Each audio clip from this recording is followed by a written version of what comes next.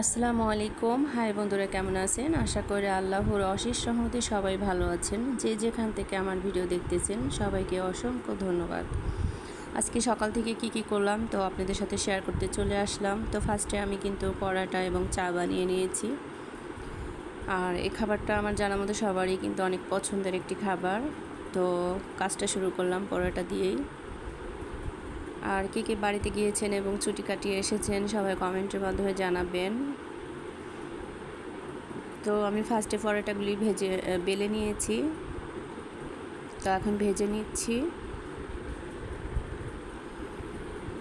আর আসলে প্রতিবারই বলি ইউটিউবে রেসিপি ছাড়বো, বাট ছাড়া হয় না, কারণ আসলে শরীর মন মানসিকতা কোনোটাই ঠিক থাকে না এবং ব্যস্ততার মধ্যেই আছি, এই কারণে হচ্ছে না দেওয়া। তো যাই হোক, আমার পরোটা ভাজা হয়ে গেছে এবং নাস্তাটাও সেরে নিচ্ছি, পাশাপাশি রান্নাটাও করে নিব। তো কে কেমন আছেন এবং কোথা থেকে ভিডিও দেখতেছেন অবশ্যই কমেন্ট করে জানাবেন। আর এই তো হয়ে গেল আমার নাস্তা খাওয়া। এখন আমি দুপুরে রান্নার আয়োজন করব।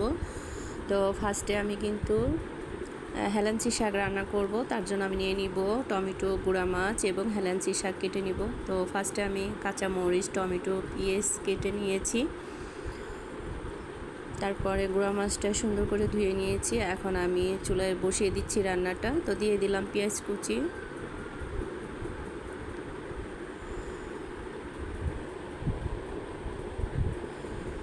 পেঁয়াজটা ব্রেস্তা হওয়ার পরে দিয়ে দিচ্ছি লবণ, দিয়ে দিচ্ছি গুঁড়া মরিচ, দিয়ে দিচ্ছি হলুদ, দিয়ে দিয়েছি ধনের গুঁড়া। তো আসলে তাড়াহুড়া করে বলেছি, কারণ যদি লিফট না মিলে তাহলে তো হবে না। তো এখন দিয়ে দিচ্ছি টমেটোটা দেওয়ার পরে দিচ্ছি মাছে কিন্তু টমেটো দেওয়ার পরে মাছটা বেশি ভাঙবে না, আর এটা আস্তে আস্তে নাড়া দিবেন যাতে কাঁটাটা না বের হয়। দুই একটা নাড়া দিয়ে ভালোভাবে কষিয়ে নিয়ে কিন্তু শাকটা আমি দিয়ে দিব। তো দিয়ে দিচ্ছি শাক, আর শাকের পরিমাণটা একবারে কম হবে, এক মুঠা শাক আছে এখানে। তো শাকটা দেওয়ার পরেও কিন্তু আমি একটা দুইটা নাড়া দিয়েছি। তো এখানে কাঁচকলা শিং মাছ নিয়ে নিয়েছি, এটাও রান্না করব। তো শাকটা প্রায় শেষের দিকে দেখুন আমি একটা উল্টানি দিয়ে কিন্তু কাঁচামরিচটা অ্যাড করতেছি। তো একটু হালকা কিন্তু গরম পানিও দিয়ে দিচ্ছি, মানে এটা হবে ভিজা ভিজা, জাস্ট বেশি শুকনাও না এবং ঝোলও না, যাতে গরম ভাতে খেতে মজা হয়। আর আপনাদেরকে কি বলবো, আমি খাওয়ার পরে কিন্তু ভয়েসটা দিচ্ছি।